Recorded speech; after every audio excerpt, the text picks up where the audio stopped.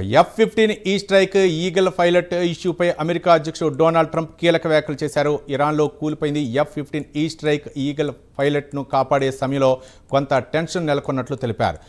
ఈ fighter jet నుంచి eject అయిన రెండో పైలట్ ఇరాన్ నుంచి తప్పించుకుని పర్వతాల్లో దాక్కున్నాడని చెప్పారు. తొలుత అమెరికా నిఘా విభాగం అతడి లొకేషన్ను గుర్తించిందన్నారు. అయితే అతడి దగ్గర నుంచి వచ్చిన సందేశం తమను గందరగోళంలో పడేసిందన్నారు. రేడియో సిగ్నల్స్లో భగవంతుడు దేశ శక్తి అన్నట్లు వినిపించిందని, అది ముస్లింలు మాట్లాడినట్లు అనిపించిందన్నారు డొనాల్డ్ ట్రంప్.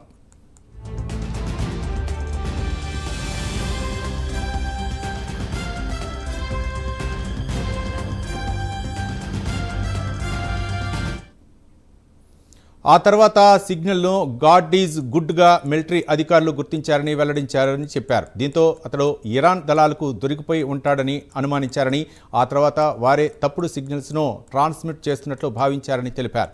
ఆ వెంటనే సదరు పైలట్ సజీవంగానే ఉన్నాడని గుర్తించామన్నారు ట్రంప్. ఏది ఏమైనా యుద్ధం విపత్కర పరిస్థితిలో దళాల సభ్యులు చిక్కున్నప్పుడు వెంటనే ముందుగా అనుకున్న కోడ్ మర్చిపోతుంటారు, సహజ సిద్ధ స్థితిలో స్పందిస్తుంటారు. ఈ పైలట్ విషయంలో కూడా అలానే జరిగిందని అమెరికా సైన్యం అంటోంది. ఈ విషయంలో కొంత గందరగోళం నెలకొన్నా చివరకు కోడ్ సరైందేనని నిర్ణయించుకొని ఆపరేషన్ చేపట్టామన్నారు.